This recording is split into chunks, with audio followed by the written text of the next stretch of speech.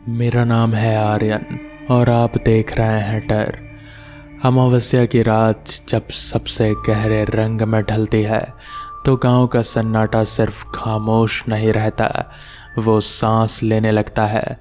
बिहार और बंगाल की सीमा पर बसे पीपलडांड गांव की सबसे रात के 9 बजे के बाद किसी कब्रगाह के कम नहीं लगते थे। अमित अपनी पुरानी साइकिल के पेंडल मार रहा था। चैन से निकलती कर्र की आवाज़ इस डरावने सन्नाटे को चीरने की नाकाम कोशिश कर रहे थे। ठंड की शुरुआत थे, हवा में नमी थे और धुंध इतने घने थे कि साइकिल के हेडलाइट की पीली रोशनी महज 2 फीट तक ही आगे का रास्ता दिखा पा रही थे। अमित शहर से लौट रहा था। उसकी माँ पिछले कई दिनों से बीमार थे और उनके इलाज के लिए वो शहर के चक्कर काट काट कर थक चुका था। जेब खाली थे, लेकिन दिल में अपनी माँ को बचाने की एक बेबस तड़प। गांव के मुहाने पर पहुंचते ही रास्ता 2 हिस्सों में बंट जाता था। एक रास्ता जो लंबा था लेकिन सुरक्षित माना जाता था, और दूसरा जो गांव के पुराने शमशान घाट के बीचों बीच से गुजरता था। उस शमशान के ख्याति पूरे इलाके में खौफ का दूसरा नाम थे। लोग कहते थे कि वहाँ दशकों पुरानी एक अधूरी इच्छा भटकती है, लेकिन आज अमित के पास वक्त नहीं था। माँ की सांसें उखड़ रहे थे और शहर से लाई दवाएं जल्दी से जल्दी घर पहुँचानी थे। अमित ने हैंडल को मजबूती से पकड़ा और साइकिल को शमशान वाले रास्ते पर मोड़ दिया। जैसे ही उसने शमशान की सीमा में कदम रखा, हवा अचानक ठंडी हो गई। चारों तरफ पुराने पीपल के विशाल पेड़ थे, जिनकी उलझी हुई दाढ़ियाँ अंधेरे में किसी खूंखार राक्षस के हाथों की तरह लटक रही थे। सूखे पत्तों पर साइकिल के पहियों की चरमराहट अमित की अपनी धड़कनों के साथ तालमेल बिठा रहे थे। तभी शमशान के बीचों बीच बने उस पुराने जले हुए बरगद के पास साइकिल की चेन अचानक उतर गई। अमित का दिल सीधे गले में आ गया। उसने साइकिल रोकी। सन्नाटा इतना गहरा था कि उसे अपने सांसों की आवाज़ भी किसी चीख जैसी लगती थे। तभी उसे दूर से एक खुशबू आई, सड़े हुए मांस और जलती हुई चिता की राख में मिली जुली मोगरे के ताज़े फूलों की खुशबू। उसे नहीं समझ आया कि ये किस चीज़ की है। ये इतना कॉन्ट्रास्ट इतना अजीब था कि अमित के रोंगटे खड़े हो गए। उसने डरते डरते अपनी टॉर्च चलाई और रोशनी को बरगद के तने की ओर घुमाया, और वहीं उसे दिखा लाइट की नीली पीली बीम में एक अजीब आकृति खड़ी थी। उसकी पीठ अमित की तरफ थी, सफ़ेद, पूरी तरह से मैली और खून के धब्बों से भरी साड़ी। उसके बाल ज़मीन को लटक रहे थे, काले, उलझे हुए और गीले। अमित का पूरा शरीर जम गया। उसकी टांगों ने जवाब दे दिया। वो चीखना चाहता था, लेकिन उसकी आवाज़ गले में ही घुट कर रह गई। उसका शरीर किसी सूखे पत्ते की तरह कांपने लगा। हाथ से टॉर्च छूटकर नीचे गिर गई, लेकिन उसकी रोशनी अब भी उस आकृति के पैरों पर पड़ रहे थे, और वो पैर उल्टे थे, पीछे पंजे की ओर मुड़े हुए थे और एड़ियाँ आगे। अमित ने हिम्मत जुटाकर पीछे हटने की कोशिश की। तभी उस आकृति ने धीरे धीरे मुड़ना शुरू कर दिया। गर्दन मुड़ने की आवाज़ ऐसी थी जैसे सूखी लकड़ियाँ टूट रही हों। जब उसका चेहरा सामने आया तो अमित की सांस बंद हो गई।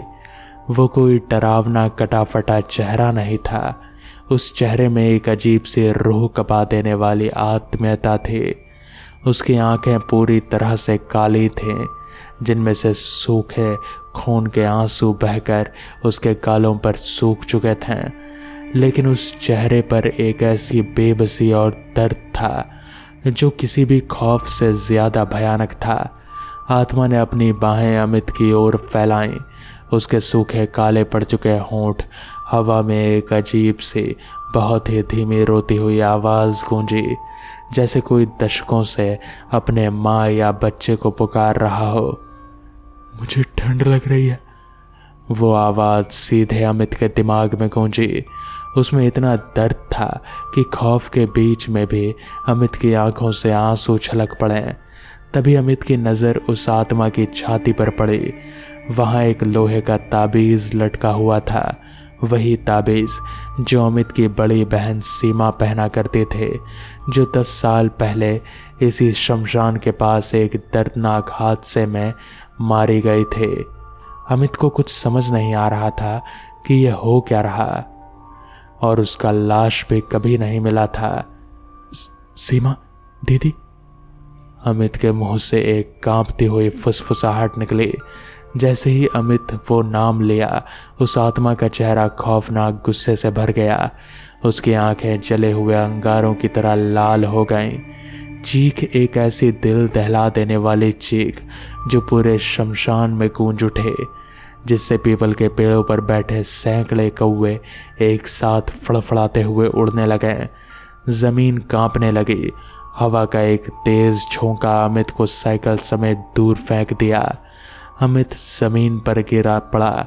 दवाई की शीशी उसके हाथ से छूटकर थोड़ी दूर जा गिरी। आत्मा हवा में तैरती हुई अमित की ओर बढ़ने लगी। उसकी उंगलियां अचानक लंबी और नुकीली हो गईं। अमित खौफ से पीछे खिसकने लगा, लेकिन उसकी नज़र उस दवाई पर थी जो उसकी माँ की जिंदगी थे। मुझे मार दो दीदी, लेकिन माँ घर पर मर रही है। ये दवाई उन तक पहुंचा देने दो। अमित चीखा। डर अब पूरी तरह से बेबसी और माँ के प्यार में बदल चुका था। वो रोते हुए चिल्लाया, दीदी माँ तुम्हें रोज याद करती है, वो मर जाएगी। आत्मा अचानक रुक गई। अमित के चेहरे से महज कुछ इंच की दूरी पर उसका भयानक चेहरा हवा में ठहर गया। माँ शब्द सुनते ही उस खौफनाक मंजर में एक गहरा सन्नाटा छा गया। आत्मा की लाल आंखों में जमा गुस्सा धीरे धीरे पिघलने लगा। उसके चेहरे का खौफनाक रूप हटने लगा और वही पुरानी दर्द भरी रोती हुई सूरत वापस आ गई। आत्मा ने धीरे से नीचे झुककर दवाई की शीशी उठाई। उसकी उंगलियां धुंध की तरह पारदर्शी थीं, लेकिन उसने शीशी को अमित की हथेली पर रख दिया। उसके ठंडे स्पर्श से अमित का पूरा हाथ सुन्न हो गया। आत्मा ने अमित के सिर पर हाथ फेरा। वो एहसास बर्फ जैसा ठंडा था, लेकिन उसमें एक बहन की असीम प्यार था। उसने एक आखिरी बार अमित को देखा। उसकी आंखों में खून का एक आंसू टपका और वो धीरे धीरे हवा के धुंधलके में गायब हो गए। अमित बिना एक पल गवाए उठा, साइकिल को वहीं छोड़ दिया। उसे समझ नहीं आ रहा था कि ऐसा करना सही था या नहीं। दवाई हाथ में कसकर भींचे अपने पूरे दम से गांव की तरफ भागा। जब वो घर पहुंचा तो माँ की सांसें बहुत धीमी चल रही थी। उसने तुरंत दवाई पिलाई। कुछ देर में माँ की हालत स्थिर हुई। अगली सुबह जब गांव वाले शमशान के रास्ते से गुजरे तो उन्होंने देखा कि उस पुराने बरगद के पेड़ के नीचे अमित की साइकिल खड़े थे, और उस जगह पर जहां आत्मा गायब हुई थे मोगरे के ताज़े फूलों का ढेर लगा था। अमित आज भी जब रात को उस रास्ते से गुजरता है उसे खौफ नहीं लगता।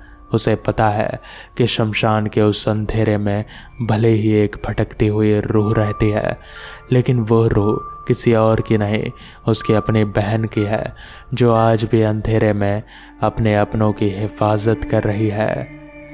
तो दोस्तों, ये थी आज की कहानी।